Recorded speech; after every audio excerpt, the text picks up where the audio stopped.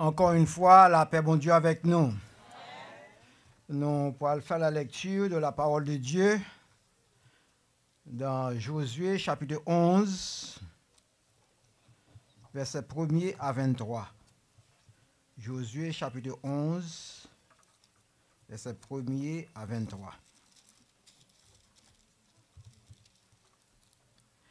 Jabin, roi de Hatzor, ayant appris ces choses, envoya des messagers à Jobab, roi de Madon, au roi de Shimon, au roi de Chaf, au roi qui était au nord, dans la montagne, dans la plaine au midi, de Kinéret, dans la vallée et sur les hauteurs de Dor à l'Occident, aux Cananéens de l'Orient et de l'Occident, aux Amoréens, aux Étiens, aux Phérysiens, aux Jébusiens, dans la montagne, et aux Éviens au pied de leurs monts, dans le pays de Mitzpah.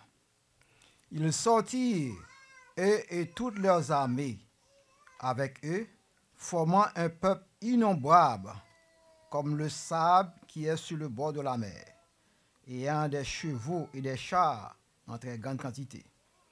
Tous ces rois fixèrent un lieu de réunion et vinrent camper ensemble près les eaux de Mérom pour combattre contre Israël.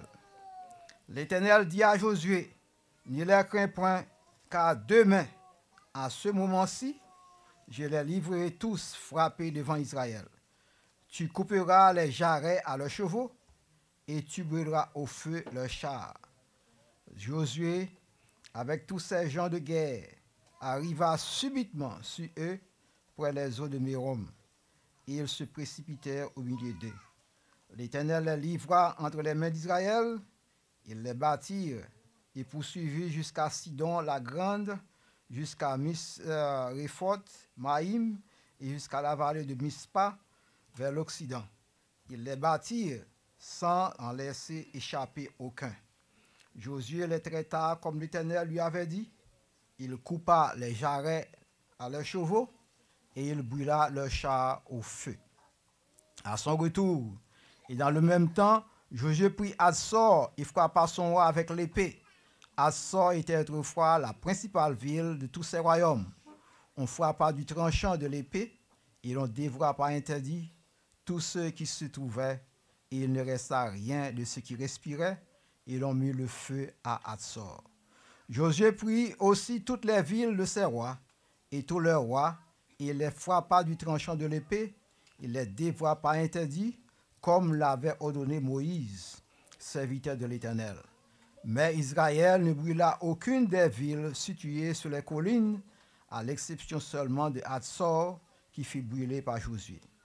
Les vassals d'Israël gardèrent pour eux tous les butins de ces villes et le bétail, mais ils frappèrent du tranchant de l'épée tous les hommes, jusqu'à ce qu'ils les eussent détruits sans laisser de ceux qui respiraient. Josué exécuta les ordres de l'Éternel à Moïse, son serviteur, et de Moïse à Josué.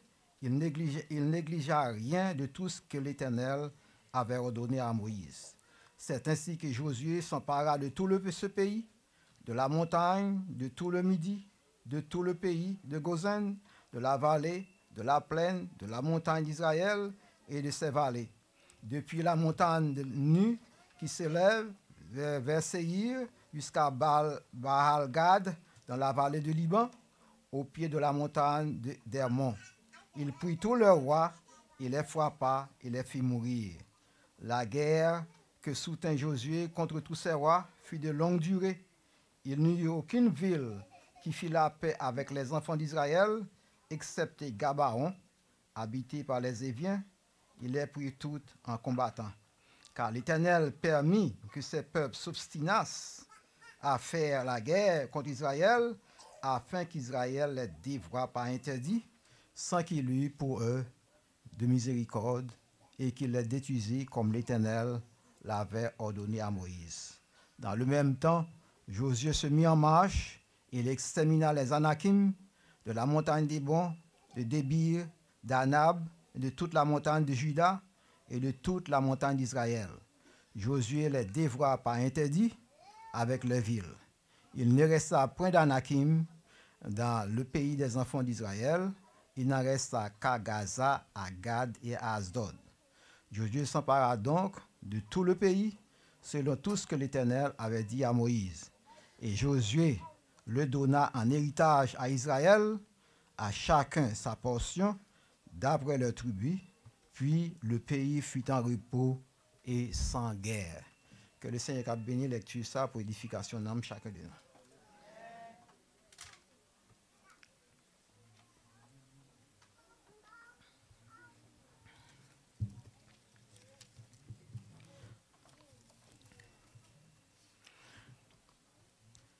Troisième dimanche du mois de janvier, nous te voyons que Josué et les Israélites ils ont remporté la victoire sur 5 rois des Amoréens qui ont fait alliance entre eux-mêmes pour combattre Israël. Nous te voyons Adonis Sédek, roi de Jérusalem, Piréam, roi de Jamit, Japhia, roi de Jachis, Débir, roi d'Eglon, Oham, roi d'Hébron. Donc, nous te voyons aussi que l'Éternel fait tomber de grosses pierres sur tout le monde qui prend la fuite, sur les fuyards. Nous te voyons aussi comment l'Éternel t'écoutait la voix de Josué lorsque l'Éternel te suspend l'activité de la terre et de la lune, de façon pour que tu aies un temps pour venger l'ennemi. Et nous te voyons les 5 rois, ils ont été enfin tués, ils ont été pendus à 5 arbres. Et avec la mort de ces 5 rois, nous voyons comment Josué a fait la conquête du sud de Canaan. Aujourd'hui, nous allons assister à la conquête du nord de Canaan. Et au cours de message, nous allons parler de la formation d'une nouvelle alliance contre Israël. Deuxièmement, le jugement de Jabin et des Anakim. Et troisièmement, le repos d'Israël après le combat.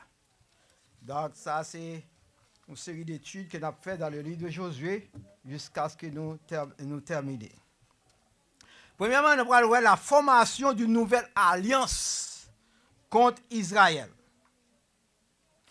Après la défaite de 5 rois près de Gabaon et la conquête de Josué du sud de Canaan, nous voyons qu'il y a 4 rois qui font alliance ensemble, une nouvelle alliance pour vraiment engager une guerre ouverte contre Israël. Nous voyons là, dans le passage que nous sommes là, nous voyons le roi de Hatzor, le roi de Madon, le roi de Shimon, le roi de Achab, que nous jouons dans Josué chapitre 11, verset 1er. Et dans Josué chapitre 11, verset 4, la parole de Dieu nous dit, ils sortirent, eux, et toutes leurs armées avec eux, formant un peuple innombrable, comme le sable qui est sur le bord de la mer, et ayant des chevaux et des chars en très grande quantité. Donc l'armée était tellement si nombreuse que l'écriture comparait l'armée à tant qu'au sable bolambé.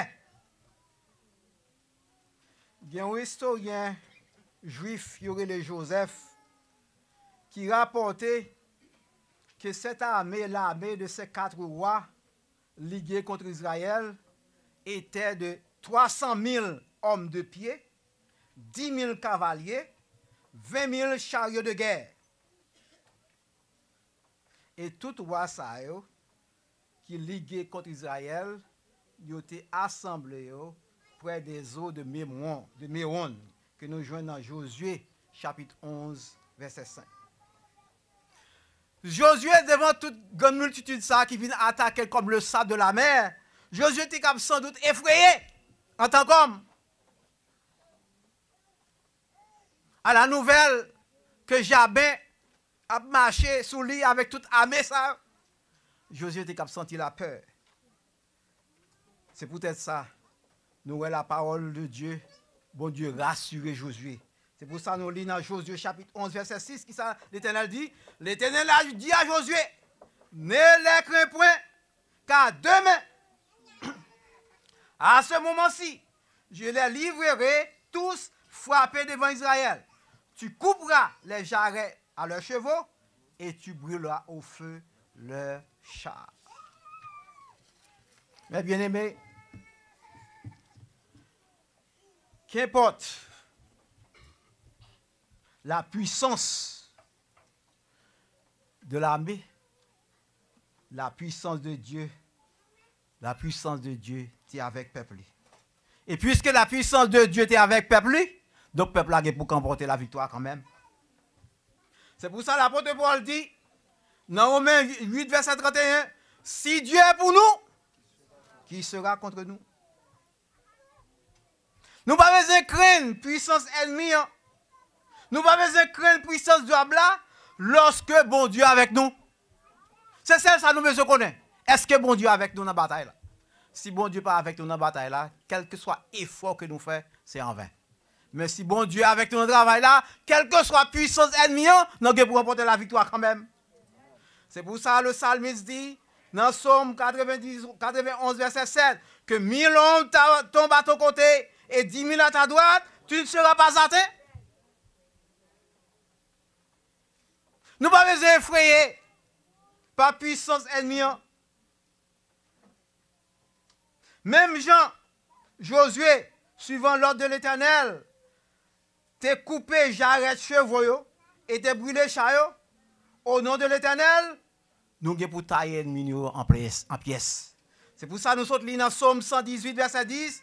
Toutes les nations m'environnaient. Au nom de l'Éternel, je les taille en pièces. Elles m'environnaient comme des abeilles. Elles s'éteignent comme un feu d'épine. Au nom de l'Éternel, je les taille en pièces. Elles m'environnaient comme des abeilles. Au nom de l'Éternel, je les taille en pièces.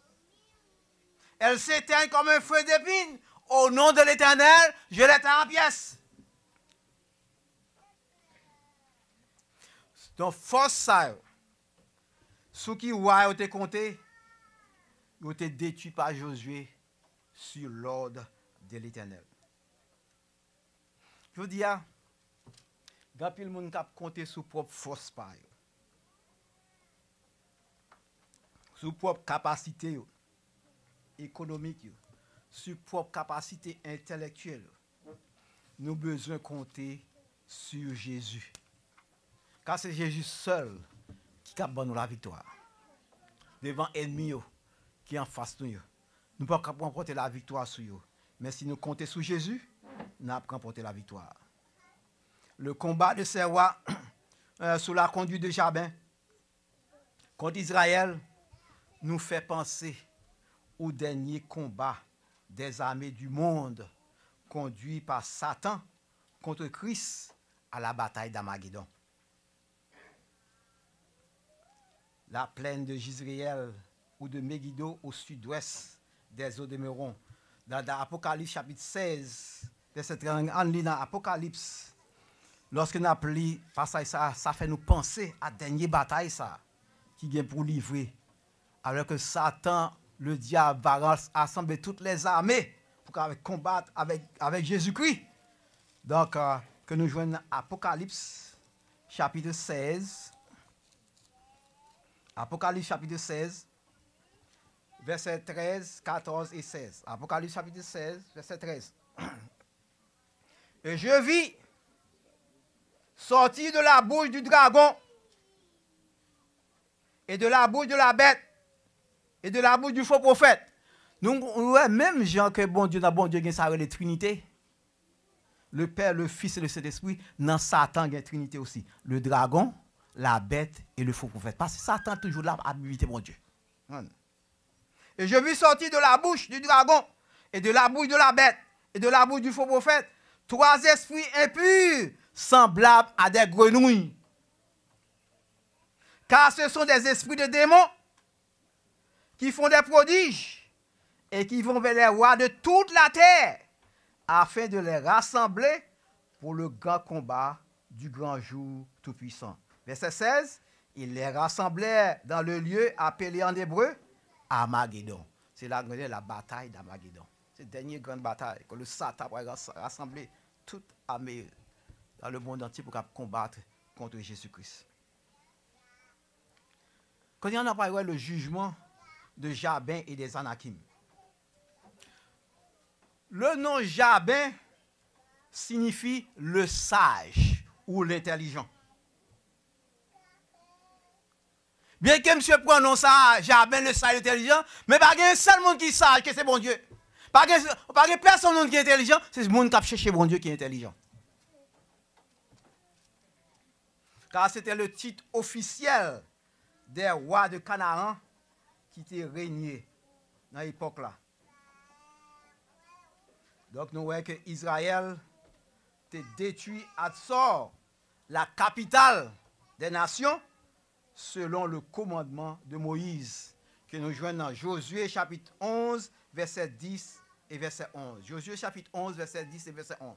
À son retour, et dans le même temps, Josué prit Hatzor et frappa son roi avec l'épée. Hatzor était autrefois la principale ville de tous ses royaumes. On frappa du tranchant de l'épée et l'on dévora par interdit tous ceux qui s'y trouvaient, et il ne resta rien de ce qui respirait, et l'on mit le feu à Hatzor. Donc, il a détruit Hatzor, il a mis du feu à Hatzor. Mais nous parlerons plus tard, Hatzor pour le rebâtir. C'est triste de constater, par suite de l'infidélité du peuple au temps des juges, cette ville, Hatzor, il vient retrouver puissance. Elle a été, Hatzor, venu un instrument de châtiment dans la main de l'Éternel envers son peuple rebelle et coupable. Ouais, à chaque fois un peuple rebelle et coupable, bon Dieu, qui est-ce qu'on lui servit avec elle, nous-mêmes, lui servit pour bateau. D'abord rebelle, d'abord coupable. C'est toujours le plan de Dieu. Bon Dieu, pas pour l'autre monde pour venir faire calot. C'est ennemi, on vient pour faire calot. De façon qu'il se ramener avec vous-même. Et parce que ouais, le plus souvent, comme toujours dit, ouais, papa ici, le plus souvent, bon Dieu, quitte la souffrance. Bon Dieu, a raison. Parce que tout a souffert était plus volé, mais quand dans les débats qu'on est à l'aise, pour aller loin de bon Dieu. Pour bon Dieu, quand on ramener à lui-même, ils font bagaille venir sur eux, ils calent. C'est ça qui vient arriver là. Hatzor a été détruit, mais parce que le peuple a vu une rebelle. Donc Hatzor est venu puissant et bon Dieu servir avec même peuple ça pour capable caler les enfants d'Israël.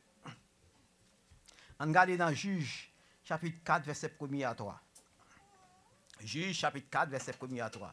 Les enfants d'Israël firent encore ce qui déplaît à l'Éternel après qu'Éhud fut mort. Et l'Éternel les vendit entre les mains de Jabin, roi de Canaan, qui régnait à Hatzor. Le chef de son armée était Sisra et habitait à Arosh Shet Gohim. Les enfants d'Israël criaient à l'Éternel, car Jabin avait 900 chars de fer, et ils opprimaient avec violence les enfants d'Israël depuis 20 ans. Ouais. Mais on vit le cœur de Dieu tuer, avec tout le monde qui était là-dedans. Mais il vient reprendre puissance, c'est ça qui fait ça, parce que le peuple là, il vient rebelle, il va abandonner l'Éternel, l'Éternel fait, même monde ça vient reprendre force et puissance, quand il y a 900 chars de fer, il a opprimé Israël pendant 20 ans. Il a opprimé Israël avec violence. Ça qui fait ça, parce que le peuple là a abandonné l'Éternel, il est coupable envers l'Éternel. À l'exception des Éviens de Gabaon, qui ont fait la paix avec Israël, toutes les nations étaient dressées contre Israël pour lui faire la guerre. Pour qui ça? Sacrifié.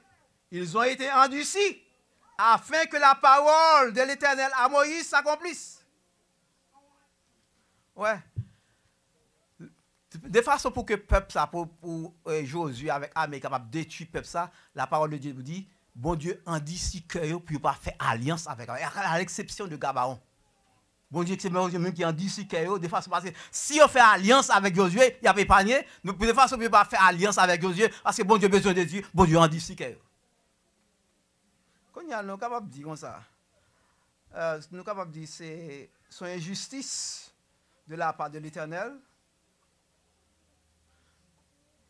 l'Éternel endurcit cœur de façon pour qu'ils soient capables de périr. Nous sommes capables de dire peut-être son injustice de la part de l'Éternel. Il ne faut pas oublier, lorsqu'on refuse la grâce de Dieu, bon Dieu endurcit cœur. Bon Dieu, grâce là devant. Bon Dieu fait appel. Mais d'abord, refuser la grâce de Dieu, la parole de Dieu nous dit, bon Dieu endurcit corps qu'on y a. De façon pour qu'on périr plus vite.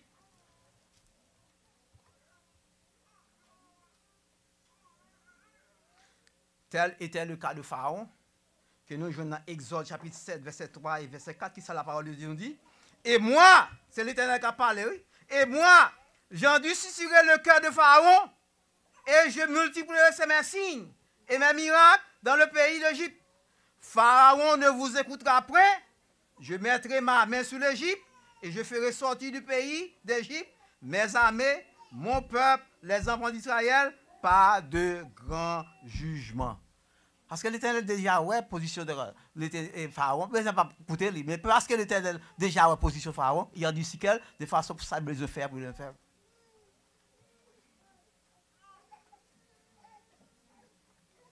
Tel était le cas de Judas Iscariote qui a livré Jésus. Jésus était déjà ouais que Judas déjà. Jésus était comme ça, est-ce que c'est pas moi qui choisis nous? Mais parmi nous qu'on démon. D'après Matthieu 26, verset 24, qui ça Jésus-Christ dit? Le Fils de l'homme s'en va, selon ce qui est écrit de lui, mais malheur à l'homme par qui le Fils de l'homme est livré, mieux vaudrait pour cet homme qu'il ne fût pas né. La parole de Dieu a dit au monde qui peut livrer Jésus-Christ. Si ce n'est pas Judas, c'était Pierre. Si ce n'est pas Pierre, c'était Younayo. Mais Jésus-Christ dit, le Fils de l'homme, selon ça qui est écrit de lui-même, mais malheur à l'homme parce que le Fils de l'homme soit livré. Nous sommes capables de faire de son injustice. Parce que le Seigneur connaît, il faut des bagailles qui fait quand même. Il faut des son monde qui peut faire quand même. Est-ce qu'ils sont injustice de la part de l'Éternel? Mais bon Dieu déjà connaît disposition corps. Puisque déjà bon Dieu disposition corps, bon Dieu déjà ouais, ou pas pas rien qu'à faire repentir, bon Dieu servit avant. Quand il y en a parlé les Anakim. Les Anakim, c'est peuple ça qui t'a causé la frayeur. Lorsque Moïse envoyé les 10 espions pour explorer Canaan, que nous joignons dans Nombre, chapitre 13, verset 32, verset 33. Nombre, chapitre 13, verset 32, verset 33. Et ils décrièrent, ça c'est les espions, à l'exception de Caleb avec Josué, qui était un bon rapport, mais tout espion, l'autre 10 espions, ça a été un mauvais rapport, pas une non, ils tout pas rentré à Canaan. Parce que l'Éternel dit ça, excepté Josué avec Caleb, mais parmi toutes, messieurs, tout le monde s'arrête pour qui est mort. Et ils décrièrent devant les enfants d'Israël le pays qu'ils avaient exploré. Ils dirent, le pays que nous avons parcouru pour l'explorer est un pays qui dévore ses habitants. Tous ceux que nous y avons vus sont des hommes d'une haute taille, et nous y avons vu les géants, enfants d'Anak. De la race des géants, nous étions à nos yeux au leur comme des sauterelles. Mais au peuple, après que l'Éternel finit de faire traverser la mer Rouge à pied sec, il y aurait merveille de l'Éternel, mais qu'on y a devant les enfants d'Anak, ils dit, nous paraissons comme des sauterelles, nous ne sommes pas capables d'attaquer. Ils ont oublié que ça l'Éternel t'a fait pour eux. Faire traverser la mer Rouge à pied sec. Donc Anak, c'était un géant du fils d'Abba, qui habitait Hébron, qui aurait aussi Kirja Abba, cité d'Abba. Et il était 3 petites, qui aurait Sheshaï, Akilman et Talmaï. D'après Josué chapitre 15, verset 13 et verset 14. Et qui s'écrivait? On donna à Caleb, fils de Jéhuné, une part au milieu des fils de Juda, comme l'Éternel l'avait donné à Josué. On lui donna Kirja Abba, qui est Hébron. Abba était le père d'Anak. Caleb enchassa les 3 fils d'Anak, Sheshaï, Aïman et Talmaï, enfants d'Anak.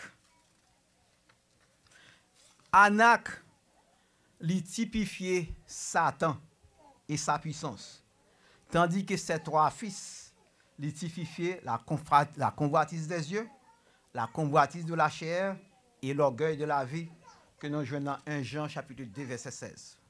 Donc ce peuple à l'origine a tant de à faire souffrir Israël. Et Josué était doué de détruire les enfants d'Anak. Dans Josué 11 verset 21, nous lisons, dans le même temps, Josué se mit en marche et il extermina les Anakim de la montagne d'Hébron, de Débir, d'Anab, de toute la montagne de Juda et de toute la montagne d'Israël. Josué dévora par interdit avec les villes. Et parmi les 31 rois vaincus et les 31 villes mentionnées, 3 villes seulement que Josué a brûlées. Nous te ouais, Jéricho, il te mettait du feu dans Jéricho, d'après Josué chapitre 6, verset 24. Haï, d'après Josué chapitre 18, verset 28. Et Adsor, que nous voyons aujourd'hui, Josué chapitre 11, verset 11. Après toute lutte, ça, après tout combat, ça, après toute victoire, ça, après tout manquement, ça, après toute défaite devant Haï,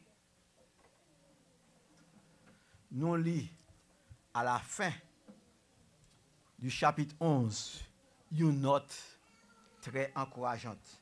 D'après Josué chapitre 23, verset Josué chapitre 11, verset 23c. Puis, le pays fut en repos et sans guerre. Le pays fut en repos et sans guerre. Donc, après le combat, mes bien-aimés, c'est la paix. Après le combat, c'est le repos. Donc, la vie chrétienne, mes bien-aimés, sont vie de combat lié. La vie chrétienne, sont vie de lutte liée. Mais nous connaissons un jour, après le combat, c'est le repos, lorsque Jésus-Christ va venir prendre pour monter avec nous dans les ciels. Donc, c'est le repos. Mais tout autant que nous vivons sous terre, ça, nous sommes en combat. Car c'est pour ça la parole de Dieu dit, nous ne pouvons pas lutter contre la chair et le sang, mais nous lutter contre les esprits méchants dans les lieux célestes, contre la domination, contre le prince de ce monde, de ténèbres. Et c'est pour ça que nous pouvons prendre toutes les armes spirituelles pour nous résister dans les mauvais jours. Donc, expression ça, puis le pays fut en repos sans guerre, nous joignons 3 fois dans le livre de Josué. Nous joignons là, dans face à ça, dans Josué chapitre 11, verset 23. Le pays fut en repos et sans guerre. Nous joignons encore une fois avec référence avec Caleb, dans Josué chapitre 4, verset 15. Le pays fut dès lors en repos et sans guerre. Et nous joignons encore une dernière fois dans Josué chapitre 21, verset 44, avec l'héritage des Lévites au milieu du peuple, qui dit, l'Éternel leur accorda du repos tout alentour, comme il l'avait juré à leur père. Mais bien aimés, nous sommes terminés avec la première partie du livre de Josué, la conquête du pays de Canaan. Dans la deuxième partie, nous allons pouvoir voir le partage du pays de Canaan. Et au cours de la conquête du pays de Canaan, nous avons tiré un pile de leçons.